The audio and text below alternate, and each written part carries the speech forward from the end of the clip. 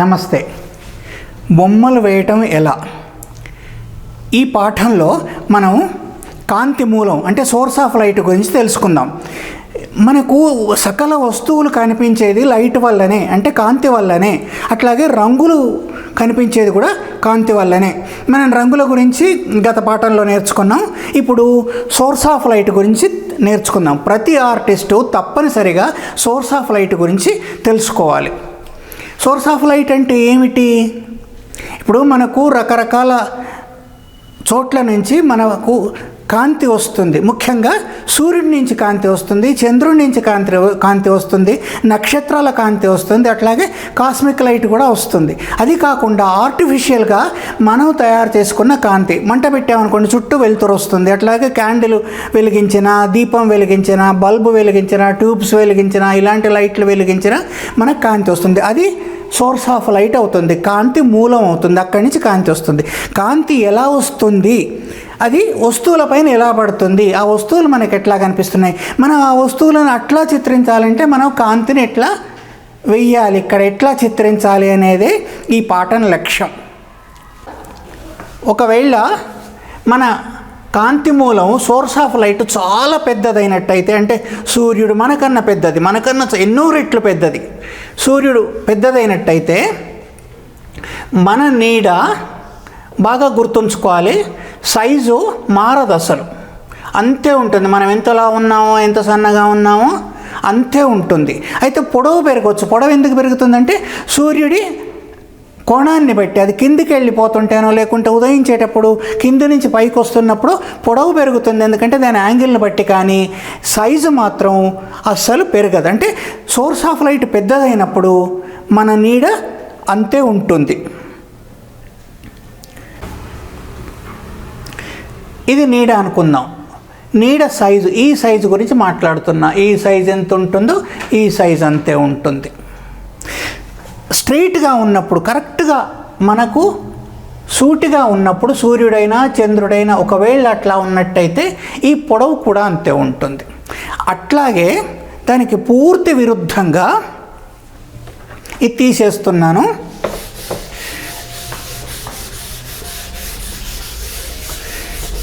పూర్తి విరుద్ధంగా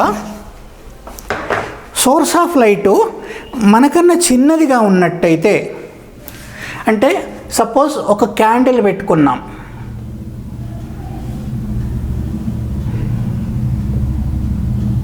ఈ క్యాండిల్ మనకన్నా చిన్నగా ఉంటుంది. లేకుంటే ఒక దీపం ఉంది, దీపం పెట్టుకున్నాం, లేదా బల్బ్ ఉంది.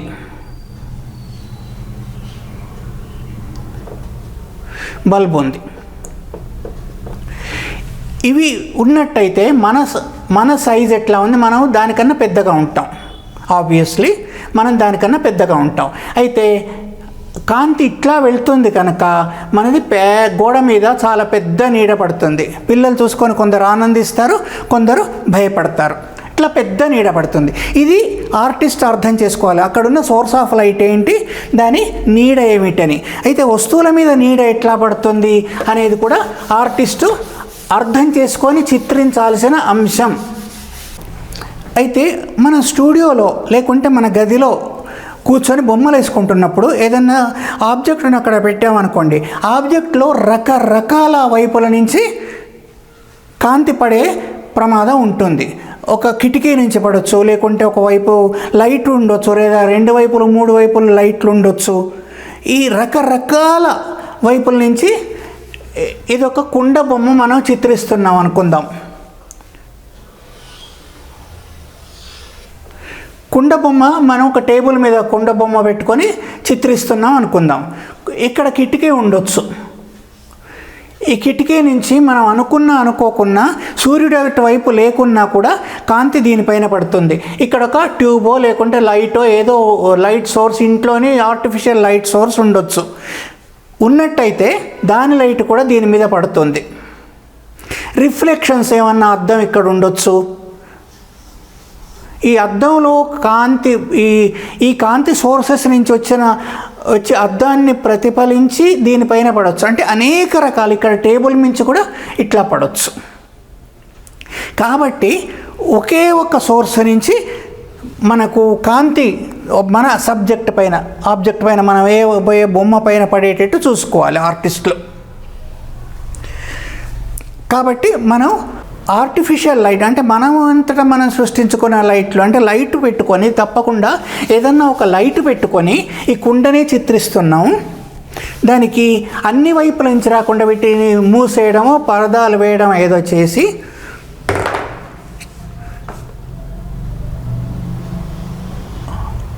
ఒకవైపే లైట్ పెట్టుకొని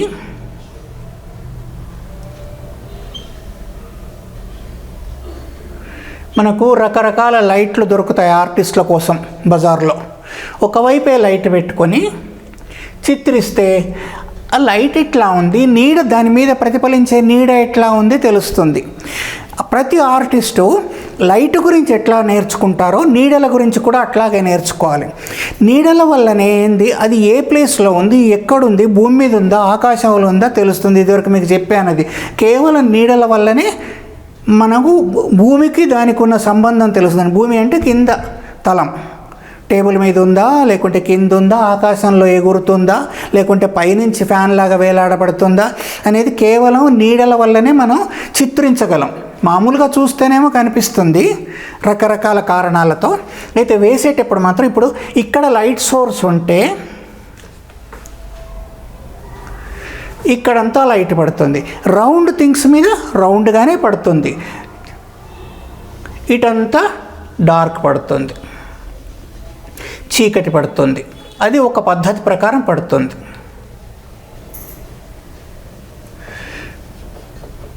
మనం ఒక స్టీలు కుండనో స్టీల్ గ్లాసో అట్లాంటివి చూసినట్టయితే ఎన్ని రకాలు ఎన్ని వైపుల నుంచి లైట్ పడుతుందో తెలుస్తుంది. ఇటు తప్పనిసరిగా నీడ పడుతుంది. అట్లాగే ఇక్కడ గోడ ఉన్నట్టయితే ఈ గోడ మీద కుండ నీడ పడుతుంది, ఇక్కడ కూడా నీడ పడుతుంది, ఇటు వెలుతురు పడుతుంది. ఒక్కో వస్తువు మీద నీడ ఒక్కో రకంగా ఉంటుంది. సిలిండ్రికల్ వస్తువులపైన, ఇట్లా ఉన్న వస్తువులపైన అంటే రౌండ్గా ఉంటుంది కదా గుండ్రంగా, ఆ వస్తువులపైన ఒకటి, ఇట్లా ఉన్న గోళాకారంలో ఉన్న వస్తువులపైన ఒక రకంగా, ఫ్లాట్గా ఉన్న రకంగా, ఇట్లా ఫ్లాట్గా ఉన్న వస్తువులపైన ఒక రకంగా, కోనికలు ఉన్న వాటిపైన ఒక రకంగా నీడ పడుతుంది. ఇది తప్పనిసరిగా అధ్యయనం చేయాల్సిన అంశాలు ఆర్టిస్ట్కు. దీనికి ఇక్కడ చిన్నగా పడితే ఇక్కడికి వచ్చేసరికి నీడ పెద్దదవుతుంది, దీనికి ఇదంతా నీడ పడుతుంది, ఇటు వచ్చేసరికి స్లోగా ఏదైనా రౌండ్గా ఉన్న గుండ్రంగా ఉన్న వస్తువులపైన ఒక్కసారిగా నీడ, దీని మీద ఇటు నీడ ఇటు వెలుతురు పడితే ఇటు చీకటిగా కనిపించవచ్చు. కానీ ఇలాంటి వస్తువులపైన అంటే ఒకటే సోర్స్ ఆఫ్ లైట్ ఉన్నట్టయితే ఇలాంటి వస్తువులపైన గ్రాడ్యువల్గా గ్రెడేషన్ అంటాం కదా, అట్లా స్లోగా చీకటి అయిపోతుంది. ఇది అర్థం చేసుకోవాలి ఆర్టిస్టులు. అయితే అర్థం చేసుకోవడానికి ఏంటంటే మనం ఒకటే సోర్స్ ఆఫ్ లైటు ఒకవైపు నుంచే లైట్ పెట్టి మామూలుగా అక్కడ పెట్టి అనేక దిక్కుల నుంచి గోడ రిఫ్లెక్షన్ పడవచ్చు, అద్దాల రిఫ్లెక్షన్ పడవచ్చు, లేకుంటే పాలరాయి లాంటివి ఉంటే వాటి రిఫ్లెక్షన్ పడవచ్చు. ఇట్లా అనేకమైన రిఫ్లెక్షన్స్ పడతాయి, లైట్లు పడతాయి వస్తువుల పైన. అది కాకుండా ఒకటే చూసినట్టయితే ఇవి మనకు అర్థమవుతుంది. అర్థమయ్యడమే కాకుండా ప్రాక్టీస్ చేయాలి. పెన్సిల్ స్కెచ్చింగ్ ఎట్లా చేసి ప్రాక్టీస్ చేయాలి. ఈ నీడలను వెలుతురు ఎంత ముఖ్యమో నీడ అంతే ముఖ్యం. ఇంతకుముందు చెప్పాను, మళ్ళీ చెప్తున్నా. వెలుతురు ఎంత ముఖ్యమో నీడ కూడా అంతే ముఖ్యం. ఒకటి ఏదన్నా చిత్రించేటప్పుడు అది మనసులో పెట్టుకొని వీటిని చిత్రించాలి. ఎట్లా చిత్రించాలి, పెన్సిల్ షేడింగ్ ఎట్లా వేయాలి, ఏ పెన్సిల్ను వాడాలి, ఏ పెన్సిల్తో ఎలాంటి నీడలు చిత్రించవచ్చు, డార్క్ అండ్ షేడ్స్, అవన్నీ మళ్ళీ ముందు పాఠాల్లో చెప్పడానికి ప్రయత్నిస్తాను. ఈ వీడియో సాంతం చూసినందుకు ధన్యవాదాలు. అట్లాగే ఇంకొక విషయం కూడా మీకు చెప్పాలి. ఏంటంటే హైదరాబాదులో నాది ఆర్ట్ నేర్పించే ఇన్స్టిట్యూట్ ఒకటి ఉంది, శ్రీధర్స్ ఆర్ట్ ఇన్స్టిట్యూట్. మీకు ఎవరన్నా ఉత్సాహం ఉన్నట్టయితే, నేర్చుకోవాలని ఉన్నట్టయితే దాంట్లో తప్పకుండా చేరొచ్చు. 15 ఏళ్ళు పైబడిన వాళ్లకు మాత్రమే. దాంట్లో చేరదలిచిన వాళ్ళు 630-329-4787 దీనికి వాట్సాప్ చేయండి. ధన్యవాదాలు.